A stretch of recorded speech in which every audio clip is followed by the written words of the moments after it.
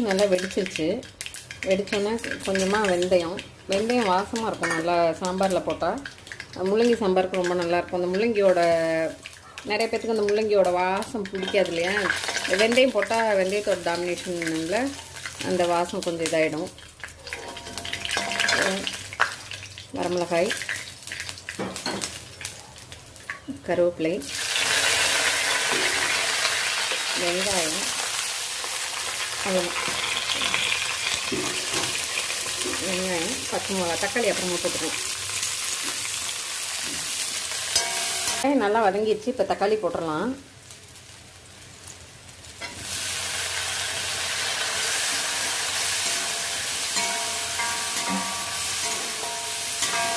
நம்ம மஞ்சத்தூள் போட்டுக்கலாம். தக்காளி நல்லா வதங்கிடுச்சு. இப்போ மஞ்சத்தூள் போட்டுடலாம். மஞ்சத்தூள் எப்போவுமே போட்டு லேசாக ஒரு தட்டினீங்கன்னா பெருங்காயத்தூள் முன்னமே போட்டிங்கன்னா சூட்டில் சட்டியில் ஒட்டிக்கும். அதனால் தண்ணி ஊற்றிட்டு பெருங்காயத்தூள், சாம்பார் தூள், உப்பு போட்டுக்கலாம். இப்போ நம்ம எடுத்து வச்சுருந்தோம் இல்லையா 2.5 ஸ்பூன் சாம்பார் தூள், அதை போட்டுக்கலாம். பெருங்காயத்தூள், சால்ட், கல்லுப்பு தான் நான் போடுவேன். கல்லுப்பு போட்டு நல்லா கொதிக்கட்டும். நல்லா கொதிச்சோன்னே இப்போ நல்லா கொதிச்சிருச்சு சாம்பார் தூள். இப்போ முள்ளங்கியை போட்டுடலாம். இப்போ இதை தட்டி விடுவோம்மா. ஓகே, இப்போ பார்த்திங்கன்னா நல்லா கொதிச்சிருச்சு. இப்போ இன்னும் கொஞ்சம் கொதிக்கட்டும். நம்ம பருப்பு எடுத்து ஊற்றிடலாம். நல்லா கொதிச்சிருச்சு.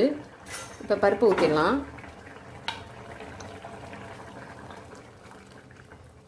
அடுத்து புளி, இது ஒரு கொதி வந்தோன்னே புளி ஊற்றிடணும்.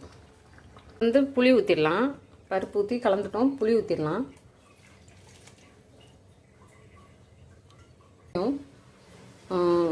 இப்போ மருமகளுக்கு ரொம்ப பிடிக்கும். இப்போ நல்லா நுரைச்சிட்டு வந்தோடனே நான் நல்லா கொதி வந்ததுக்கப்புறம் இறக்கும்போது காமிக்கிறேன் பாருங்கள். பார்த்தீங்கன்னா நல்லா மஞ்சளாக ஓரம் பூரா பாருங்கள் நுரை கட்டி வருது. நுரை கட்டி வரணும். அப்போ தான் சாம்பாருக்கு டேஸ்ட்டே. ஒரு கொதி 2 கொதியெல்லாம் விட்டால் சாம்பார் நல்லா இருக்காது, டேஸ்ட் இருக்காது. முள்ளங்கி சாம்பார் முடிஞ்சிருச்சு. நம்ம பாத்திரம் மாற்றி வச்சுட்டோம். நான் இந்த மாதிரி செஞ்சது உங்களுக்கு பிடிச்சிருக்கும்னு நினைக்கிறேன். வீட்டில் செஞ்சு பாருங்கள். சப்ஸ்கிரைப் பண்ண எல்லாருக்கும் நன்றி. லைக் பண்ண எல்லாருக்கும் நன்றி. சப்ஸ்கிரைப் பண்ணாதவங்க சப்ஸ்கிரைப் பண்ணுங்கள். தேங்க்யூ.